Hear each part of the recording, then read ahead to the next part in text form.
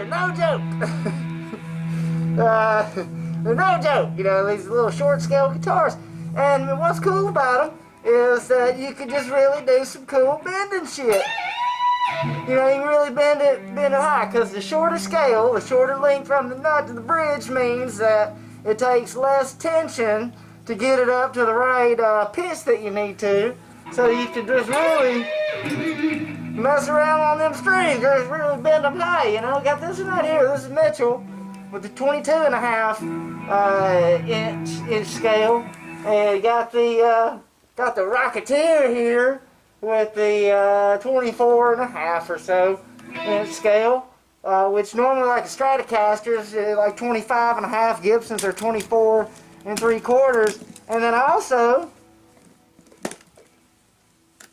in my little case right here, got a ukulele.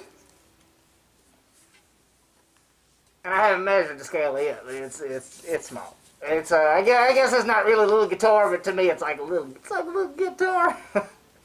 Like a little guitar, which actually, you know, when you figure out this tune, kind of like a guitar. Starting at the 5th fret of a guitar on just these top 4 strings. And since it goes up to 17 frets, it actually goes up to like the same place where a 22nd fret would be note-wise. So it really is, when you think about it, just like the top part of a guitar. But going back to the actual real guitars, this electric guitar, you know, before I bought any of the shorter scale guitars or mini guitars, you know, I'd see people talking about how I had trouble staying in tune, or like you couldn't get them completely in tune, which I kind of wondered if those people realized that your average guitar, you can't really get it completely in tune. It's like some kind of bullshit of it has some kind of symptom of a 12 equal temperament.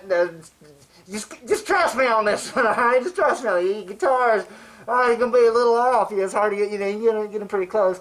I think, you know, at some point, which I guess now would be the past, but to me, you know, like, I think they have maybe have done things, but I think that's why you see sometimes guitars have those weird frets that are like slanted. I think that's why. I think that has something to do with the way that guitars are not always. But anyway, point being, well, like what I'm trying to say here is that I haven't had any relative more trouble, I don't believe, with the shorter scale guitars than I have with the longer scale guitars. The more I thought about it, I think the main places I was seeing people saying they're having trouble and they had to put heavier gauge strings on there because it just wouldn't work out right.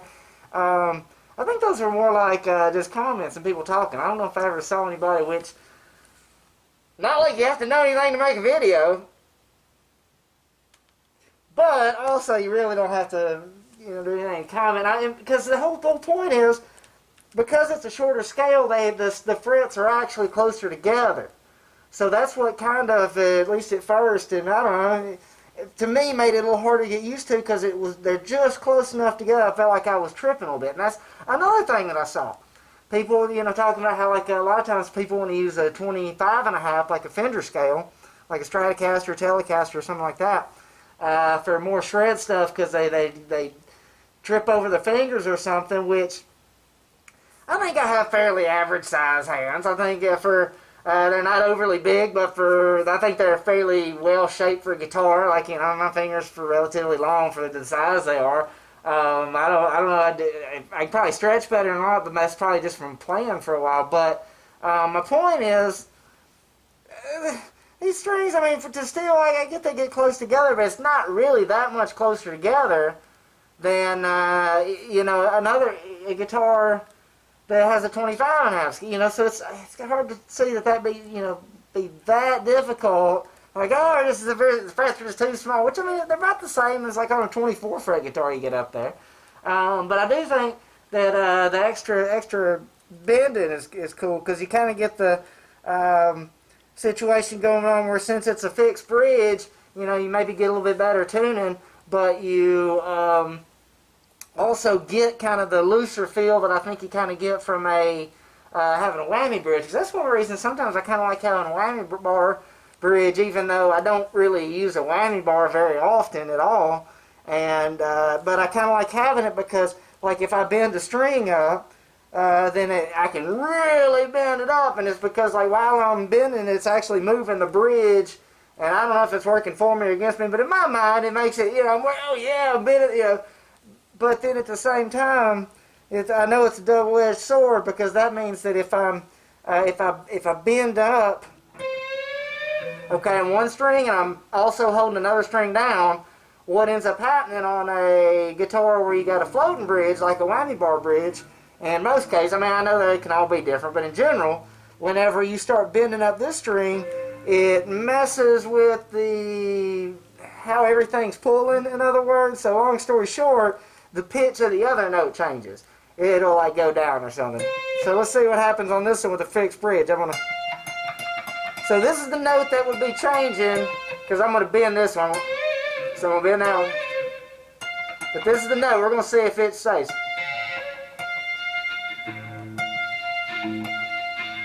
It appears to stay. It's pretty much the same. Now that can also be cool, because then you can, whenever it does make weird things happen when you got a whammy bar bridge on there, because then you could manipulate it on purpose. But here, the whole reason that would matter is if you're going to bend, two notes together, and one of them's going down as the other goes up, you're not going to get the pitches that you want. So here, you get the advantage of it being maybe a little bit easier to bend, but also the advantage of when you just bend one string, the others don't go out to compensate for it. See, if I do that on a bridge with a whammy bar, like it ain't going to sound right, because this note that I'm wanting to stay the same would be going down in pitch while the other went up. So even though I could get the other one to the right pitch, the other one would be like, it would go down and wouldn't be right. So to put all that together, like I'm feeling like, if you put enough time into one of these to get used to it being a little bit closer together, not only you get the advantage of being able to reach a little bit further, I don't think that's really that much of a big deal, because you can only reach so far, and okay, so you get a little bit better. But having that extra control over being able to bend, because not only is it about being able to bend far, but it seems to me like it might let you kind of bend faster. Now, I'm not very good on the compound bend and release and go up to this note and down to that note and up around, but I think it's really awesome when people do it. I just personally am not good at that, but I think if you were, this probably gives you a little bit more control, and so you could do those more complex things even better than you probably already could. Like, it's like say, I don't know how to do any of those crazy. I bet if you really did some kind of B bending licks that I wish I knew how to do, then they probably also were good on this. So I don't think it really slows you down too much. I think it's worth it. Little guitars. That's still pretty good. Also, this particular guitar, I'm convinced, does have some kind of graphite nut. I think that is pretty awesome. Now, you might notice, look at that guitar. Ooh, look at this nut just all falling around. It's because I'm wearing a strap. Now, why wear a strap when I sit down? Well, that's another thing that kind of about these little guitars. Normally, sitting down, I don't wear a strap. I'm always kind of, put the guitar over on this leg. Well, this guitar, I kind of felt a little bit more comfortable. And then because I was really getting into some bends and I was jamming out, like I was all like, moving all around. And it was kind of like, it started like I was going to drop the guitar. I started having to be real conscious of holding it because I wasn't just letting it sit there and just playing on it. So I was kind of, so then I was like, well, look off the strap. And I'm pretty sure this strap may have even come with this guitar. I don't know, I can't remember this for sure. You have to go watch the unboxing video. But anyway, it's some kind of little cheap strap. Now, also, I recently bought a fucking awesome strap. But that's for sitting down here, like, this worked pretty good because I got it. It's kind of a short strap. That is the thing, too. Like, it's not, if you're extremely tall, this strap may not apply.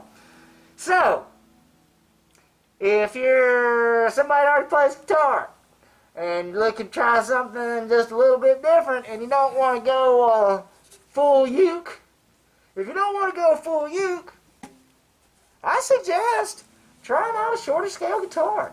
This is Mitchell with his Jatoba wood fretboard. It's pretty awesome. I've had a good time with it, you know, and like I say, it's one of the shorter scales. So now this one, the nut up here is a little bit more narrow, so the strings are a little closer together, but it's like seriously like a millimeter or two, depending on how thick you're used to. You know, a lot of times they're like 43 or 42 millimeters. This is like 41. Okay, so if now I've seen some, I think a Fender Mini Stratocaster, I think had like a 40, which I'm interested in because that'd be even a little bit more narrow than this one, I believe, if I measured this incorrectly. And so I don't know. But anyway, like I say, very negligible difference there. And then you know, you could just I'm thinking you could probably, if you can drive with your knees, you could probably drive this guitar while you're riding out in the car, or driving the car with your knees. Because it's a travel guitar. So if you're going to travel, and now, you know, you see, you put a strap in and say that way, you know, if you do got to steer, you can all of a sudden steer, you know.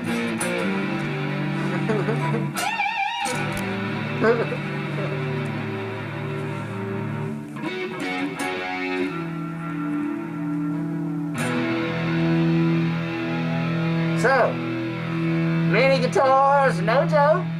They're not just for kids. You can play one anytime. You don't have to have tiny hands, I really don't think. Now, like I said, I mean, if a regular guitar is already, you already know. I think if you can play any guitar, then the mini scale is not going to be different enough. Now, if you're already one of these people that's like, your hands are just so big that you just kind of play bass, you know, you got those bass fingers. I mean, that's cool. You got those. Somebody's got to play the bass, you know.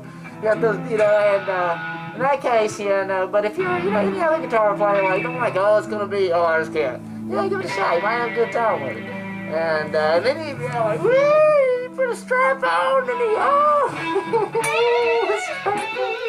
not that kind. Put a strap on the guitar. I can't believe you thought that.